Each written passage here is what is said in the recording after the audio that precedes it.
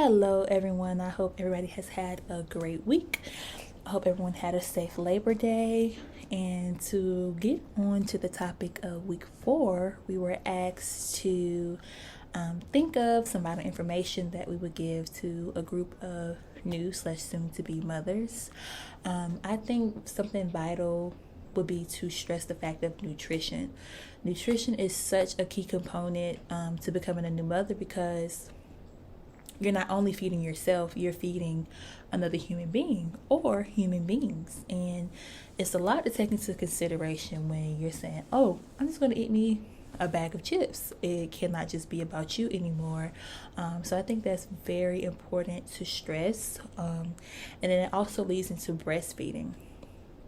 Breastfeeding can be a very touchy subject, but this will also tie into the type of conversations that I would facilitate with my group. I would ask who is planning on breastfeeding and why not, and vice versa. If I have parents who are willing to breastfeed, I would be more excited to know their reasons why. Why do you think it's very important to also get those ideas to the parents who may feel like they don't want to? And along with breastfeeding, it can be very hard to persuade a mother to do so because you have to think of the surrounding factors. What if I cannot produce enough milk for my child to be satisfied? What if my child is not latching on? And then, let's say, for instance, we have to tie in postpartum depression. My body's definitely not going to react the way that I need it to in order to produce enough milk if I'm stressed or if things are falling apart for me mentally. So I think that's something to keep in mind. Also, just to touch back on nutrition, it's crucial for development in the first 2 years because of rapid growth that we see in toddlers and infants. So that's also another talking piece that I would incorporate with my group.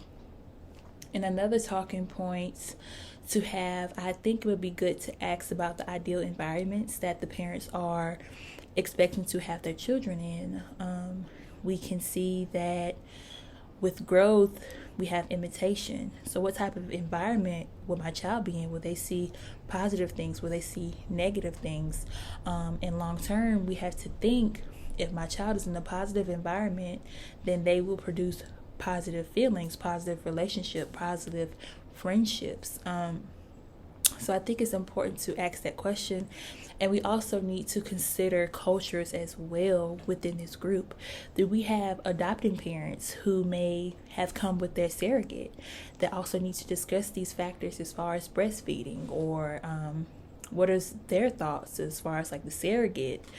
It's just a lot of factors, a lot of different cultures that people belong to, a lot of different social groups that people belong to.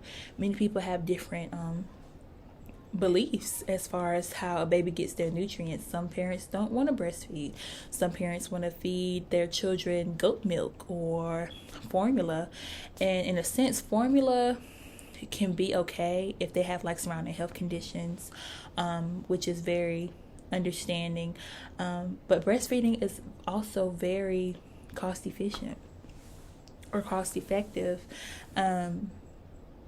It's cheaper to produce milk than to purchase formula, and I'm pretty sure formula's prices are not going to reduce anytime soon.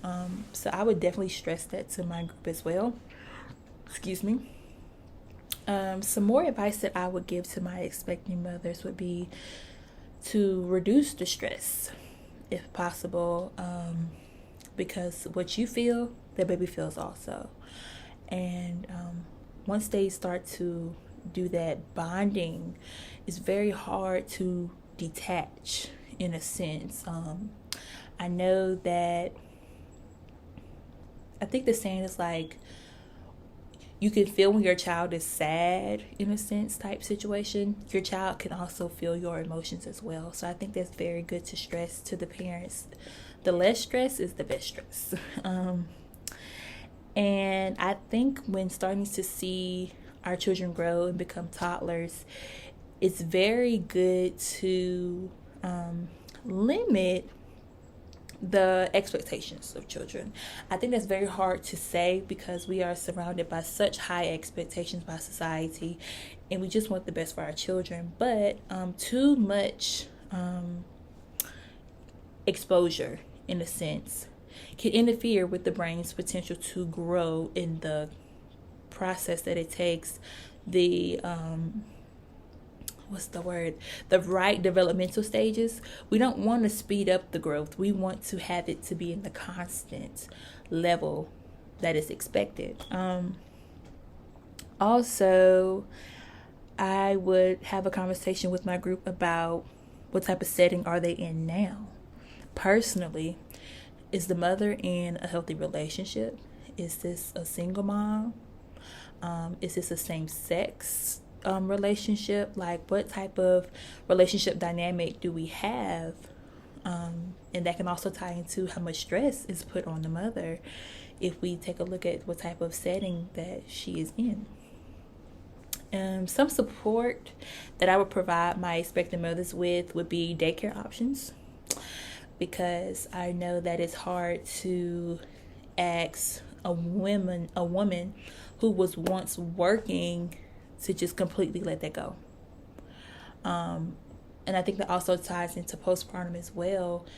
You have to realize you're going from a working woman to carrying a child, to caring for a child, and not knowing when you are back to that comfortable stage of going back out in public, getting back into the swing of things as far as like the workforce goes. So it's very hard to understand how you are feeling. So I would definitely offer daycare options, possibly pre-K, early pre-K, and see how the mothers would agree or disagree on that piece. Early learning centers. And also, I will also give out any information on food pantries, food distribution for the less fortunate or families that we see that are impoverished, because we want to avoid food insecurity. And I think that'll be another talking point as well, as far as seeing our children grow. They have to have the proper nutrients in order to develop properly. And with the food pantries, they provide all your proteins, all your carbs, all your fibers, all of the necessary things to have a successful child, a healthy child rather, and also they can also tie in like diapers, wipes, other supplemental needs to care for a child if those options are not available to you elsewhere. And I would also just stress the fact of just watching their growth. Don't try to speed it up. Every child is different. We all have different hereditary influences. And it's okay. Just take it day by day will be another piece of advice I would give to my mothers. Drink plenty of water. I think water is also crucial to have a successful pregnancy and also have a successful toddler. Toddlers also need to have water in their systems. They are addicted to soda and juice, but I think it's very important to stress the fact of water, because it's not helping them long term. And all of the factors that I have stressed in this video, they're all important, but the bottom line is nutrition. Nutrition will aid development, proper development. And I think for my expected mothers, we are just going to work together as a group and everything will be okay. I hope that my discussion board has been helpful, and see you all next week.